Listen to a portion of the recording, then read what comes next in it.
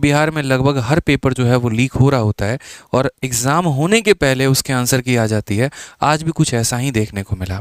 आज मेरे भाई कंकड़बाग करके एक जगह यहाँ पर है, तो वहाँ पर मेरे भाई कुछ बच्चों को गिरफ्तार किया गया नकल करते वक्त, और उनके पास पूरा प्रॉपर तरीके से पर्चा था। मैं आपको भी दिखाऊंगा, मेरे लेफ्ट में आपको ये वीडियो देखिए यहाँ पे, ये पूरा मेरे भाई पूरा आंसर की ऐसे लिखा हुआ है, ठीक है, कि किस तरीके से पेपर लीक हुआ है, कैसे कैसे वहाँ पर बच्चे आंसर देने गए थे। और सेकंड शिफ्ट में कुछ लोगों की गिरफ्तारी हुई है। अभी फिलहाल इतनी पुष्टि हुई थी कि सेकंड शिफ्ट में गिरफ्तारी हुई है और सेकंड शिफ्ट में चीटिंग हुआ है। बट बात सिर्फ सेकंड शिफ्ट की नहीं है, अगर सेकंड शिफ्ट में हुआ है तो पहले में भी हुआ होगा, बाद में भी मेरे भाई हुआ होगा। तो इसी वजह से ये तो पूरा पेपर पे ही कैंसिल करना चाहिए। आप बिहार के पिछले कुछ समय के पेपर को देखें, जितनी भी सरकारी भर्तियाँ हुई हैं, शायद ही मुश्किल से कोई भर्ती एक बार में हो पाई है।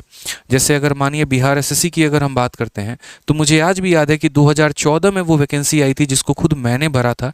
उस समय मैं ग्रेजुएशन के फर्स्ट ईयर में था। मैंने पूरा ग्रेजुएशन पास कर लिया, 2017 के लास्ट तक मेरा ग्रेजुएशन कंप्लीट हो गया।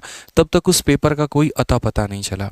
उसके बाद 2018 में वो पेपर हुई तो मुझे इतना श्योर था कि वो पेपर लीक ही होगा, और फिर मेरे भाई पहले दिन वो पेपर लीक हो जाती है, और फिर 6 महीना के बाद फिर वापस वो पेपर दोबारा कंडक्ट कराया जाता है। और दोबारा जब पेपर कंडक्ट हो रहा होता है तो उसमें भी काफ़ी सारे सीट जो हैं वो पहले ही बिक गए होते हैं, और बड़ी मुश्किल से 10% या 20% जो सीट है वो जेन्युइन कैंडिडेट को दिया जाता है। एक बहुत बड़ी सच्चाई है बिहार में कि यहाँ पर अगर कोई भी पेपर हो रहा होता है तो उसके सारे सीट जो हैं लगभग जो है पहले से बिक चुके होते हैं, और जो एक सफल उम्मीदवार है, जो अपने दिल से जो काफ़ी कड़ी मेहनत कर रहा होता है, उसको वहाँ पर वो सीट मिलने की संभावना कम होती है। 12th में मैंने अपने सामने देखा है बच्चों को चीट करते हुए, ठीक है। जब मैं एसएससी का मेरा एक छोटा सा सीएचएसएल का टाइपिंग का टेस्ट था और मैं वहाँ गया तो टाइपिंग में भी मैंने नकल करते हुए देखा कि यहाँ पर किसी और के जगह पे किसी और को बिठाया गया, और पुलिस वाले जब बगल से उसको उठा के लेके गए तब मुझे पता चला कि कोई और कैंडिडेट मेरे बगल में बैठा हुआ है और वो किसी और का पेपर दे रहा है। मैंने आज तक दिल्ली में कई सारे पेपर दिए हैं, लेकिन आज तक कभी ऐसा माहौल देखने को नहीं मिला। लेकिन बिहार के एक सेंटर पर पहली बार ही मैंने फॉर्म भरा था और वहाँ पर मुझे ये देखने को मिला। मेरी बातों से हो सकता है सरकार को आहत हो, मेरा कोई भी रीज़न यहाँ पर आप लोगों को आहत करने का नहीं है। मेरा कंसर्न तो बस आपको उन बच्चों के मेहनत पे ले जाना है कि आप ये समझिए कि आप ही के राज्य का बच्चा वो खेती भी करता है, वो ट्यूशन भी पढ़ाता है, वो साइकिल से मेरे भाई अपने ट्यूशन जाता है, पूरे दिन 6 महीने से साल भर वो डेडिकेशन से मेहनत करता है। बड़ी मुश्किल से कोई एक वैकेंसी आती है तो उसके मन में एक सपना दिखता है, एक होप दिखता है कि अब शायद मैं वो नौकरी निकाल पाऊंगा, अब शायद मैं अपने माँ बाप के स्तर को सुधार पाऊंगा, अब मैं अपने आप से उस बेरोजगारी के कलंक को उठा पाऊंगा और मैं अपने आप को एक रोजगार व्यक्ति कहला पाऊंगा, एक कामयाब इंसान होते मैं अपने आप को देख पाऊंगा। उसके लिए वो सुबह उठते ही फिजिकल की तैयारी शुरू कर देता है, जितने गेस्ट पेपर होते हैं वो सब पढ़ना शुरू कर देता है। एक छोटा सा कमरा लेके उसी में खाना बना के खा रहा है, उसी में पढ़ रहा है, दोस्तों के साथ वो सेट लगा रहा है, बड़ा हंसी खुशी वो सेंटर पे पेपर देने जाता है। और जब वो पेपर देने जाता है तो पता चलता है कि सबके पास आंसर की है, सिर्फ उसी के पास आंसर की नहीं है। पेपर देके जब वो निकलता है तो पता चलता है पूरा का पूरा पेपर ही लीक हो गया है। बात यहाँ पेपर कैंसिल करने की भी नहीं है।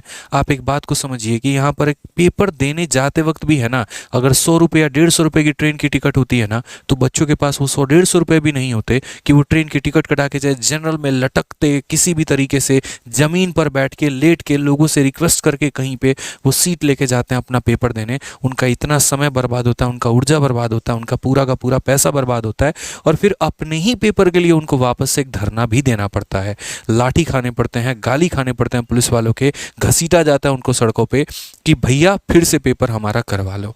मतलब या तो सरकार की मंशा ऐसी है कि ठीक है हम तुमको एक ही वैकेंसी के लिए 4 साल तक तड़पाएंगे, पहले तो हम पेपर का जुमला निकालेंगे, फिर हम पेपर लीक करवाएंगे, तुम परेशान हो जाना, फिर उसके बाद तुम मेरे पास रोते रहना, फिर पहले 1 साल तक तुम कैंपेन करना, रोना गाना, तब फिर से तुम्हारा हम पेपर करवाएंगे, और हम तुम पे इतना निचोड़ देंगे, इतना निचोड़ देंगे कि लास्ट में तुम बोल दोगे मालिक बस रिजल्ट दे दो, यहाँ पे किसी भी तरीके से दे दो, ताकि वो 10-20% जो जेन्युइन बच्चा है उसका घर बच जाए, क्योंकि 80% सीट तो बिक रखा है।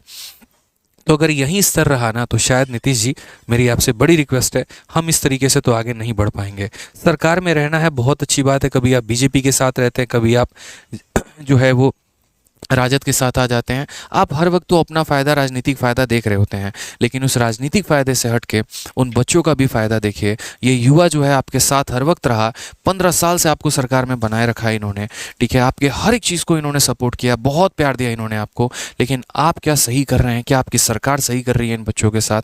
आप एक बार मुड़कर उन बच्चों का स्ट्रगल देखिए, एक बार उनकी मेहनत देखिए, आपको खुद ब खुद समझ में आ जाएगा कि सही हो रहा है कि गलत हो रहा है। आपसे अनुरोध है कि कृपया अपने सिस्टम को सुधारें, क्योंकि जिस तरीके से चीज़ें चल रही हैं ना, हम सही शिक्षा का स्तर उन्हें नहीं दे रहे हैं। और अगर शुरू में ही बच्चा अगर सही तरीके से नहीं पढ़ेगा ना, तो आगे चल के उसकी स्थिति इतनी ख़राब हो जाएगी, इतनी ख़राब हो जाएगी कि वो एक अनपढ़ लोगों में काउंट होगा। सिर्फ पढ़े लिखे से, साइन करने से कोई लिटरेट नहीं हो जाता है। उसके पास उसका सही ज्ञान होना भी बहुत ज़रूरी है। समाज में एक अच्छा इंसान बनना भी उसका बहुत ज़्यादा ज़रूरी है। अगर हम एक 10वीं फेल को इंस्पेक्टर बना दे और मेरे भाई एक पढ़े लिखे इंसान को हम बेरोजगारी रहने देना, तो मेरा दावा है कि वो 10वीं फेल कभी भी उस पढ़े लिखे चोर को पकड़ ही नहीं पाएगा। और ये बिहार में धीरे धीरे जो है भ्रष्टाचार और यहाँ पर क्रिमिनलिज्म को बहुत ज़्यादा बढ़ावा देगी, ठीक है, और इस लेवल पर आ जाएगी कि आपकी सरकार वहाँ पर विफल हो जाएगी और कुछ नहीं कर पाएगी। तो अनुरोध है मेरा कि इसके ऊपर एक तगड़ी कार्रवाई करिए, इस पर एक कमेटी बिठाइए और जो भी यहाँ पर जो मामले के दोषी पाए जाते हैं उनके ऊपर सख्त से सख्त कार्रवाई हो। और आगे से आप ये सुनिश्चित करें कि चाहे कोई भी सरकारी भर्ती हो या कोई और भी पेपर हो, तो उनके साथ ऐसा गलत ना हो। साथ में मेरा एक और सुझाव है कि यहाँ पर जिस तरीके से आप देखते हैं कि एसएससी हो गई, बैंकिंग हो गई और सभी परीक्षा हो गई, वो अपने आप को ऑनलाइन सिस्टम में लेकर आ चुके हैं और सभी पेपर कंप्यूटर पर जो है वो आधारित हो चुके हैं कि कंप्यूटर पर हमें पेपर देना है। लेकिन अभी भी बिहार में जितने भी पेपर होते हैं वो सारे के सारे ओल्ड मॉडल पर है, ओएमआर शीट पर हैं, जिनमें चीटिंग होने की संभावना सबसे ज़्यादा होती है। तो आप इसके ऊपर भी कार्रवाई कर सकते हैं और यहाँ पर इस ओएमआर सिस्टम को बंद करके आप इसको ऑनलाइन सिस्टम में लेकर आ सकते हैं, ठीक है, जहाँ पर ये आपके लिए काफ़ी ज़्यादा मतलब सही रहेगा, जहाँ पर चीट होने की संभावना कम होगी, पेपर के लीक होने की संभावना कम होगी। एक सही वेंडर का चयन किया जाए जो पेपर को सेट भी करे, पेपर को कंडक्ट भी करवाए, जैसे टीसीएस है, और उस तरीके से वो आपको रिपोर्ट दे। और बच्चों से मेरा अनुरोध है कि भाई देखो, आप लोगों के सपोर्ट में हम हैं, जो भी होगा वो करेंगे। अगर कैंपेन करना है, किसी भी तरीके से कोई भी बात है, तो आपके सपोर्ट में हम हैं। ये पेपर कैंसिल होना चाहिए और यहाँ पर बाकी सभी बच्चों का जो है वो बेनिफिट होना चाहिए। आप लोग तैयारी करते रहिए, अपने आप को निराश मत फील करिए। इसके लिए जो भी संभव हो पाएगा वो हम लोग करेंगे। बाकी चैनल को सब्सक्राइब करके, वीडियो को लाइक करके अपना सपोर्ट जताएं और ये वीडियो हर जगह पर शेयर करें, हर एक बच्चे के पास शेयर करें, क्योंकि इसमें आपकी आवाज़ है, ये आपके लिए बात कही गई है, आपके हक में बात कही गई है, तो इसका उठना बहुत ज़रूरी है। आप अलग अलग सरकार के ऑफिशियल्स को इसमें टैग करिए, क्योंकि जब तक हम इसे बड़ा मुद्दा नहीं बनाएंगे, जब तक ये लोगों तक नहीं पहुँचेगा, कुछ भी नहीं होने वाला है। सिस्टम सो रही थी, सिस्टम सोते रहेगी। किसी एक ने आवाज़ उठाया था और फिर वो मेरे भाई यूं दब हो जाएगा, ख़त्म हो जाएगा, उसकी बात को दूर तक पहुंचाने वाला कोई नहीं रहेगा। तो ये अगर आवाज़ उठाई गई है तो आपके लिए उठाई गई है, तो इसको दूर दूर तक पहुंचाइए और लोगों को टैग करिए, लोगों को शेयर करिए और सिस्टम को, इस बात को बदलने पर मजबूर करिए, ठीक है। बाकी मेरी बात से कहीं भी सहमत हो तो कमेंट ज़रूर करिएगा और वीडियो को, चैनल को सब्सक्राइब करके अपना सपोर्ट ज़रूर दिखाइएगा। धन्यवाद।